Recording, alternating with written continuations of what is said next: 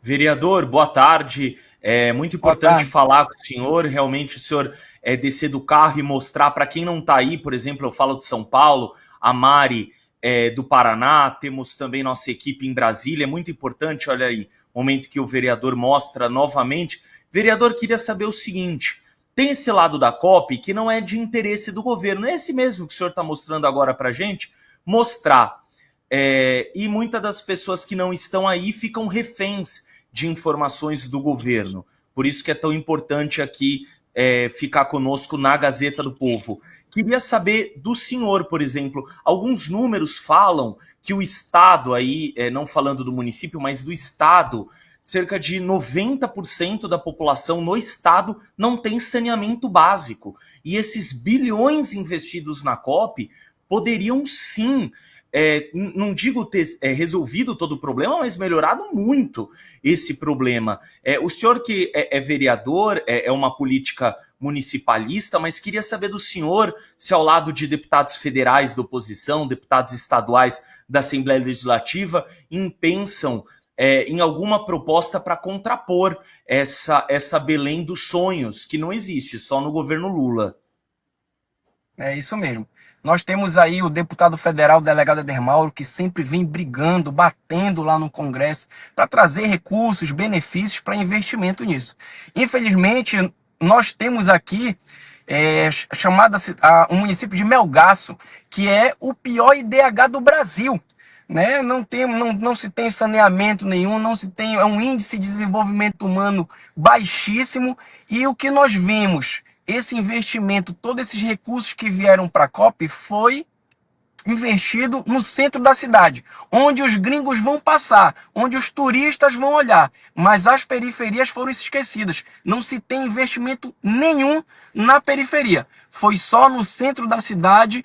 Só para vocês terem uma ideia, onde está acontecendo a COP é o Parque Cidade. Lá foi gasto R$ 1 bilhão. R$ 1 bilhão somente no Parque Cidade. E nós vimos lá a infraestrutura péssima, de baixa qualidade. Chuva, goteira, alagou, inundou uma grande parte do espaço, e sem contar que foi um valor muito acima do praticado, do que nós vemos em outras cidades comparando, né? O senhor acredita, né? A gente até estava falando sobre segurança pública até agora aqui, e a gente discutiu sobre como será uma das principais pautas nas eleições do ano que vem. O senhor acredita também que após essa COP30, as eleições, especialmente locais aí, né? Pensando na votação local aí, provavelmente os eleitores vão cobrar posicionamento dos políticos em relação ao que de fato interessa à região, e enxergando um pouco mais claramente esses discursos que são, né, que são só discurso, na verdade, que são pura hipocrisia? São discursos populistas, né? Eles falam que o povo quer ouvir. Né? A segurança pública no estado do Pará, infelizmente, também está dominada pelo crime organizado. Todo comerciante hoje em Belém tem que pagar a taxa do crime, que é uma renda enorme em que o Comando Vermelho, o PCC, se vale. Né? Vimos aí a operação, e parabenizar, inclusive eu aprovei na Câmara Municipal uma moção de aplausos e apoio ao governador do Rio de Janeiro, que o governador do estado do Pará, esquerdista aliado do Lula, deveria aprender com ele como se faz polícia, como se combate verdadeiramente o crime organizado. Né? Aqui nós vemos uma van, agora há poucos dias foi incendiada, uma van que servia de transporte para uma das comitivas do exterior. Foi incendiada pelo crime organizado. Talvez ele não tenha pagado a taxa que eles cobram. Né? Hoje Belém está sitiada, não se tem segurança, inclusive nas periferias principalmente, o povo vive à mercê. Lá na operação do Rio de Janeiro, vários paraenses foram apreendidos e mortos, que deveriam ter sido mortos todos, para não voltarem para cá, porque ainda estavam fazendo coleta para trazer o caixão para ser enterrado aqui. Ou seja, vai passar a COP. Hoje, infelizmente, o Lula, de vez ele decretar GLO, que ele decretou aqui em Belém, né, deveria decretar GLO lá no Rio de Janeiro, aqui, mas para combater o crime organizado, não para fazer a segurança dele e desses líderes mundiais que vão achar aqui que foi tudo maravilhoso. Não, tem que combater o crime. Vai passar a COP, a Polícia Federal, as polícias rodoviárias federais vão embora, o Exército vai embora, e Belém volta, o estado do Pará num todo, volta a ficar à mercê do crime organizado. Porque aqui no estado do Pará, o governador não combate o crime organizado. Infelizmente. Vereador, uma grande expectativa em relação às eleições de 2026. A gente sabe que o governador Helder Barbalho é um dos principais apoiadores do Lula, especialmente no Pará. Como é que está o cenário aí em 2026 de potenciais candidatos, especialmente para o Senado, que possam se contrapor a esse atual estado de coisas no Brasil? Hoje o governador Helder Barbalho é aliado do presidente Lula. Eu espero que justiça possa ser feita, né? Está havendo toda essa pressão internacional para que houvesse a justiça no Brasil, com que o presidente Bolsonaro pudesse concorrer.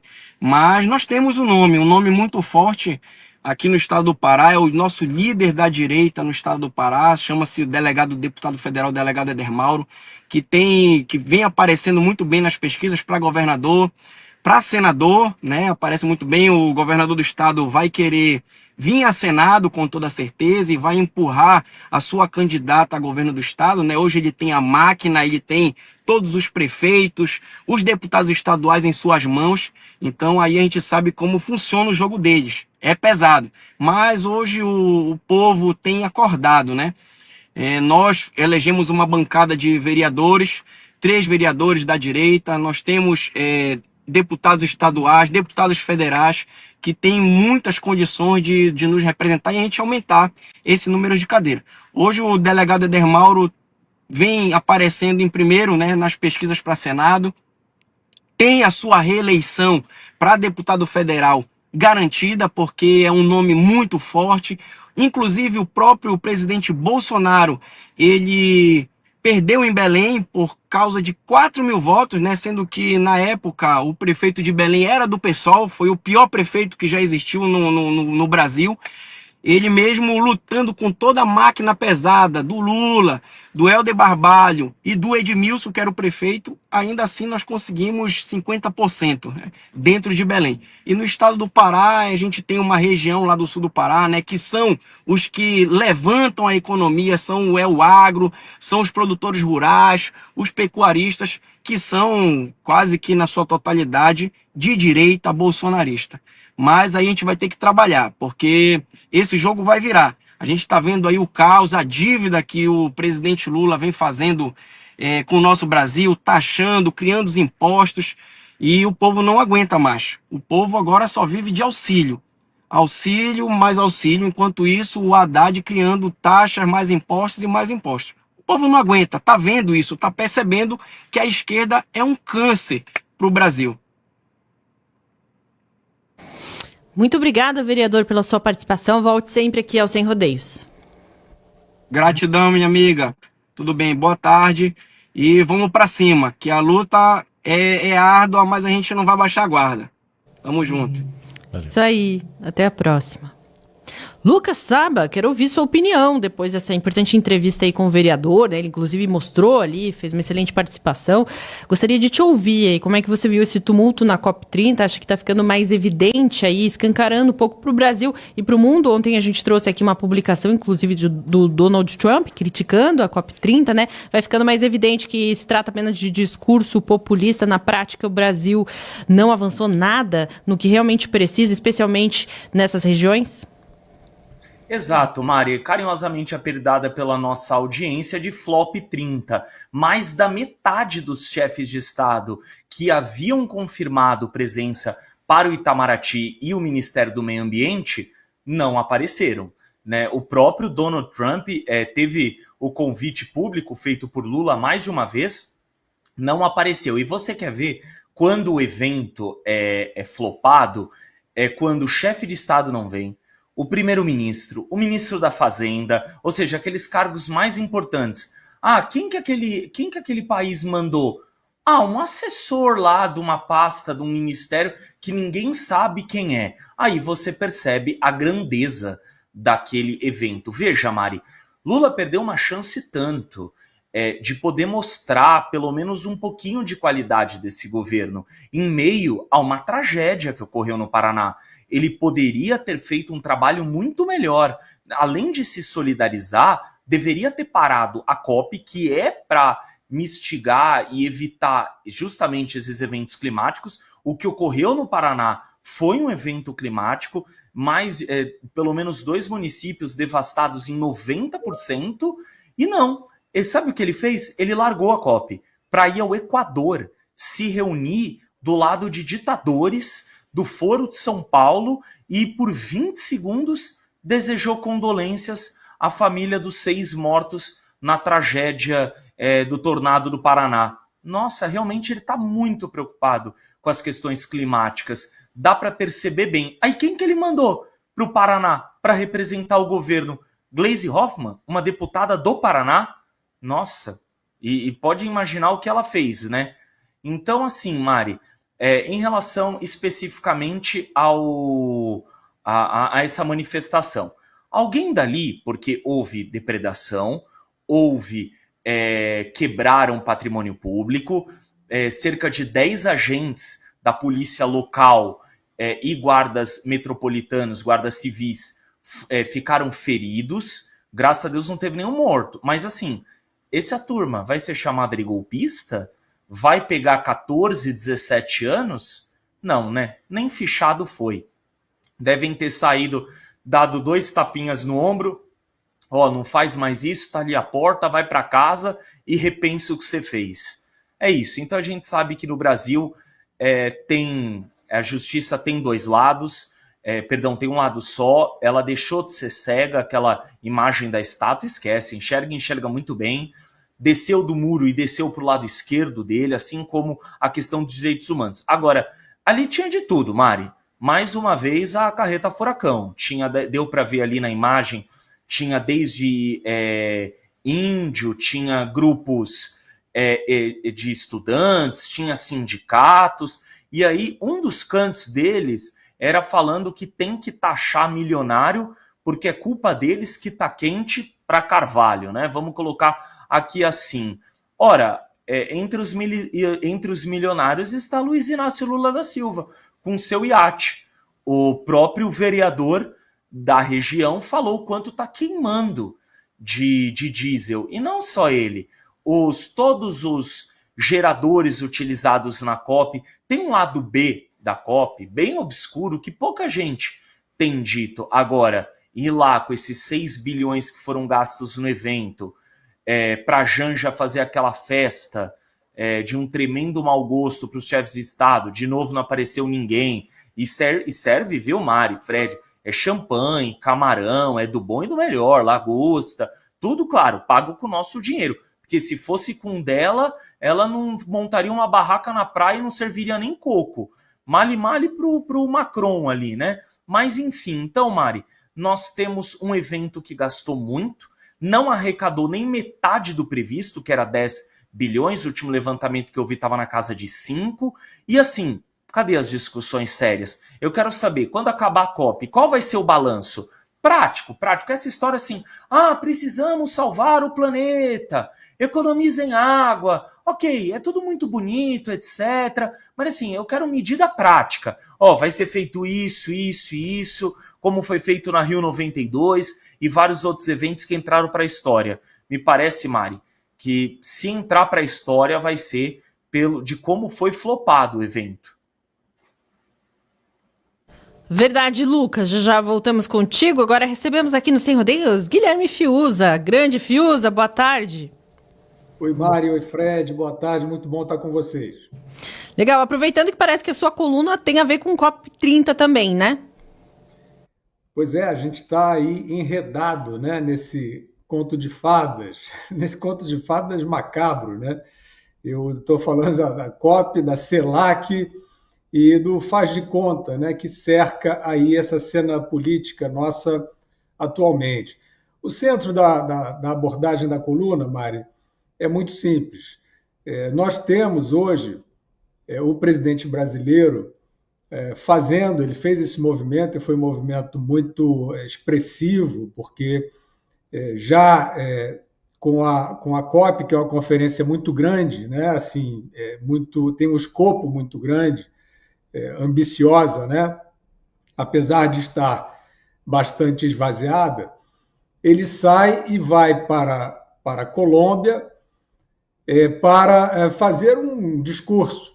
Né? Ele vai para lá para fazer um discurso ao lado, politicamente ao lado do presidente Gustavo Petro, né, que nós sabemos que figura é essa, né? Eu até na minha coluna na Gazeta, eu chamo ele de Alberto Roberto colombiano. Alberto Roberto, para os mais novos, era um personagem do Chico Anísio que era um canastrão, né? Um ator canastrão, e ele exagerava, né, na canastrice. E o Gustavo Petro é exatamente isso. Ele é um canastrão, né, metido a resistência contra o imperialismo. Eles se beneficiam. Eu sei que eu sou minoria vencida nessa história, mas todas essas figuras, elas se beneficiam, elas subsistem, elas existem ainda graças a esses rótulos absolutamente precários, né? Então, o esquerdista, para eles, é ótimo, porque é um termo vago, como o direitista também é vago, e assim eles vão surfando na mitologia. Então, a mitologia em torno do esquerdista tem um monte de coisa, tem poesia, tem artistas, tem obras. Aí você fala assim, não, mas a esquerda é ruim. Eu também acho. Só que milhões e milhões de pessoas ao redor do mundo não têm essa clareza. São termos vagos, são termos que beneficiam especialmente os oportunistas, e são esses aí. E essa cena que eu descrevo na coluna da Gazeta é uma cena que envergonha principalmente a imprensa brasileira. A imprensa nacional está nesse mesmo barco furado. A gente acabou de ver a BBC. O escândalo da BBC, da edição de uma fala do Trump, da manipulação, ele talvez seja o maior escândalo da história da imprensa. Só que é um dos maiores, eu tenho que dizer, porque esse tipo de comportamento, o abandono da imprensa das suas finalidades, né, e o desvio dela, não é para uma ideologia, não caiam nesse conto do vigário. Não é para uma ideologia, é para uma oportunidade de mercado. É para uma oportunidade de formação de um poder artificial. Eu tenho que repetir isso. Eles não estão nem aí para causas socialistas, não estão nem aí. Se juntaram Big Techs, metacapitalistas, imprensa, e disseram assim, vamos mandar em tudo. Qual é o bordão? O bordão é ser contra a direita. Então, a vergonha que eu tento aí, modestamente apontar do comportamento da imprensa nesse mise-en-scène aí, COP-CELAC, é que o presidente brasileiro sai de uma conferência, vai para outra, para fazer um discurso, para tomar uma posição de Estado em favor de Nicolás Maduro. É bem verdade que, textualmente, o discurso dele na Colômbia não foi tão incisivo quanto ele vinha dizendo, mas já estava dito tudo. Né? As entrelinhas do que ele falou na Colômbia já estavam ditas em todas as linhas alguns dias antes.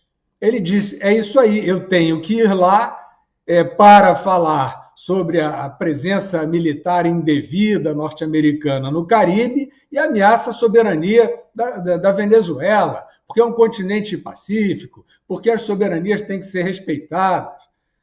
E aí a pergunta reles que eu faço não é uma pergunta inteligente, nem brilhante, nem original. É o seguinte, vem cá, a imprensa noticia isso, uma tomada de posição do governo brasileiro e do presidente do Brasil em favor de um ditador violento. Eu queria saber, né, se essa imprensa brasileira, se ela tem algum tipo de confusão, de discernimento sobre isso, né? Porque o comportamento da imprensa passou a ser um comportamento de vista grossa para o que se passa na Venezuela, dado que a Venezuela, o regime chavista que massacra a Venezuela há décadas, é um aliado histórico do partido que governa o Brasil hoje. Então, a imprensa brasileira, ela olha para isso e fala assim, será que o Trump tem que botar a Marinha no Caribe ou será que não tem? Bom, antes disso tem que dizer, será que o Maduro é um ditador, um fraudador, né? Um regime que usa a violência para banir a oposição? Se for isso, caros colegas, então ele é um monstro e ele tem que ser tratado como um monstro. Só que a imprensa não trata o Maduro como um monstro. A imprensa esqueceu, né? Aí aparece o Mauro Vieira, o Celso Amorim, eles dando aquelas explicações coreográficas. Não, porque a soberania... Soberania de quem? Soberania da população massacrada venezuelana não é. Né? Essa população perdeu a soberania há muito tempo.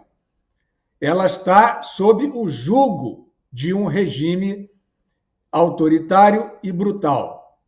Aí vai o presidente brasileiro, olha, não é uma manobra sutil não, hein? É sair de Belém, ir para a Colômbia, uma cidade no interior da Colômbia, onde foi a CELAC, e fazer uma tomada de posição em defesa de um regime ditatorial. Poxa, eu fico me perguntando, cadê o Valtinho? O Walter Salles Júnior, o Wagner Moura, né? Essa imprensa toda fica dizendo que o Lula salvou o Brasil da ditadura. Poxa, mas eles não têm nem a curiosidade de perguntar para o Lula, Lula, você como um grande democrata que nos salvou da ditadura, você está apoiando aqui ostensivamente uma ditadura criminosa que barbariza a sua população, que destrói o país, as instituições do país, e aí ninguém pergunta, né? Quer dizer, não existe essa... O presidente Lula, ele navega em águas calmas, né, em relação à imprensa, porque, volto a dizer para concluir, a imprensa hoje é um negócio, né, no sentido do business, de uma cartilha, né, que era o politicamente correto, virou woke, e agora é qualquer coisa. É falsa defesa da causa palestina, é falsa defesa de minorias raciais, é falsa defesa de liberdade de expressão, é falsa defesa de democracia. Está na cara, né, porque é uma cartilha tosca. E todos os vilões desses sistemas, inclusive no Oriente Médio, eles estão aí, na cara de todo mundo, mas a imprensa fica lá no seu rebolado, cria os seus vilões artificiais. E é claro que se os vilões são artificiais, os heróis também são. E aí o Lula parece ser, né, um desses heróis dessa imprensa que faz uma vista grossa. Eu vou te contar, assim, se eu estivesse trabalhando numa dessas redações, que já foram grandes e expressivas, eu não ia saber onde enfiar minha cara, porque eles não fazem, eles não cobram essa atitude que é gravíssima do governo brasileiro, da política externa brasileira e, pessoalmente, do presidente brasileiro de fazer um movimento ostensivo, não foi discreto, foi ostensivo, para apoiar um regime ditatorial.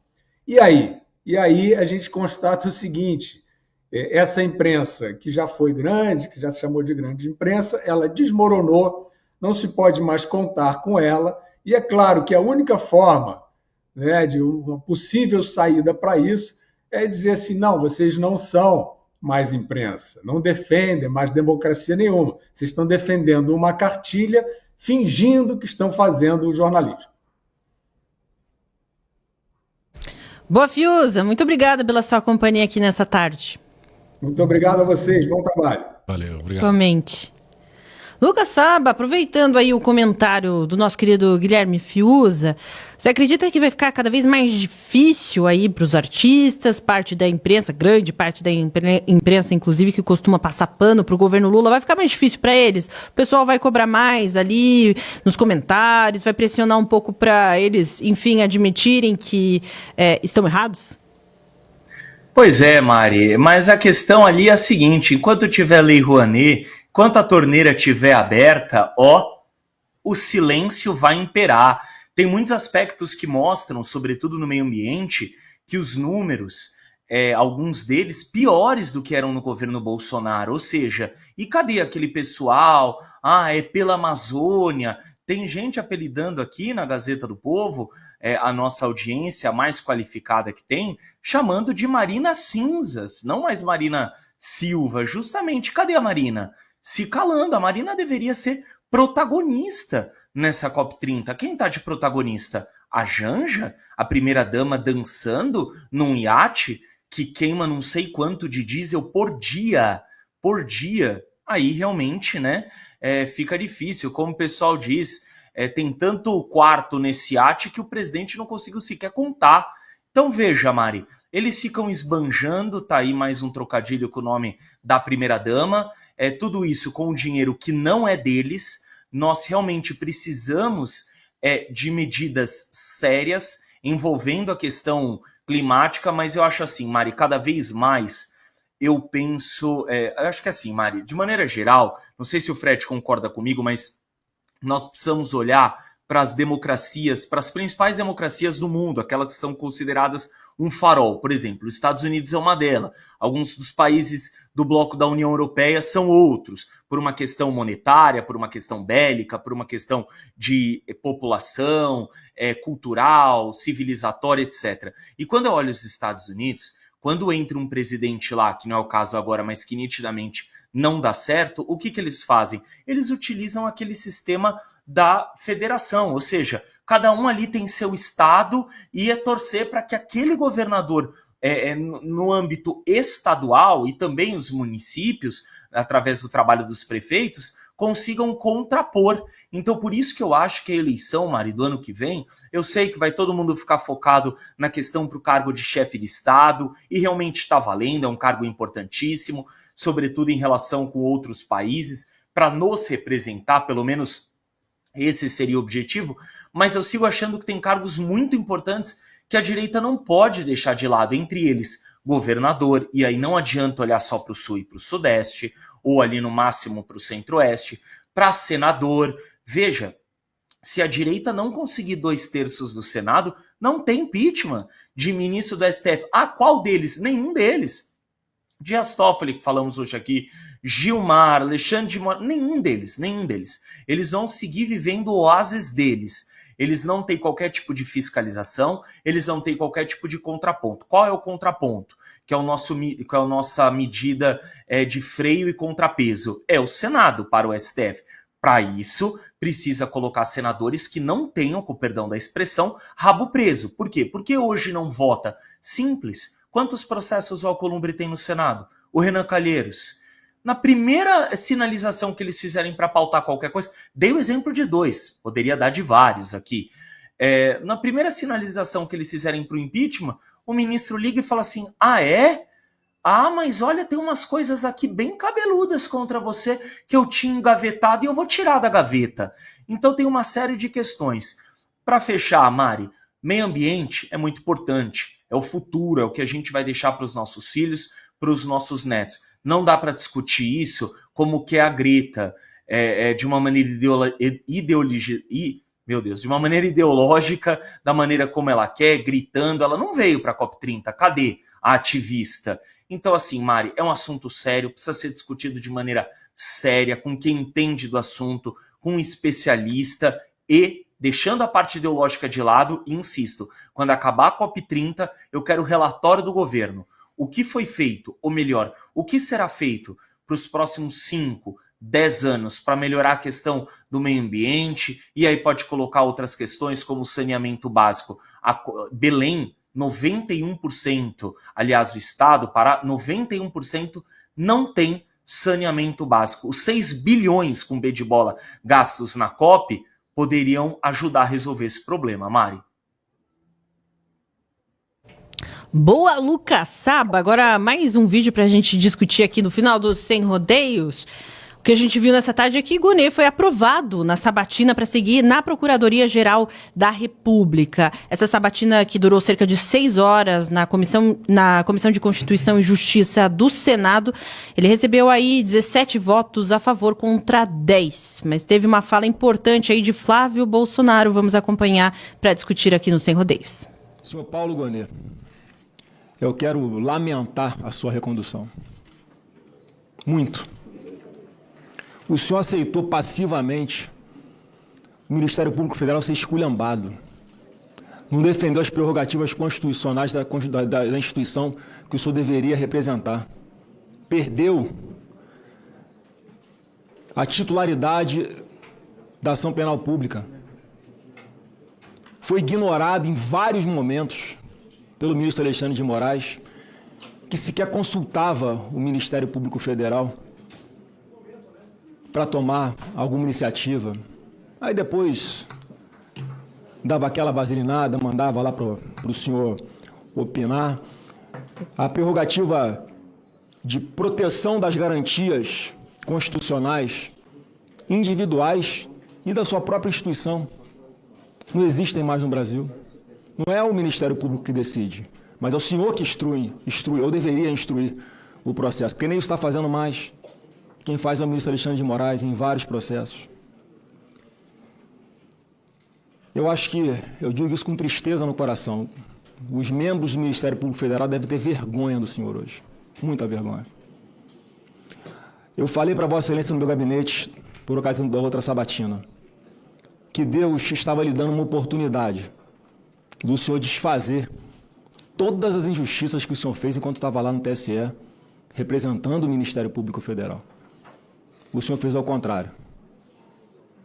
O senhor perseguiu. O senhor entrou num jogo sujo de uma pessoa que, para mim, é doente. Mas o senhor está lá. Parece cumprindo ordens dele.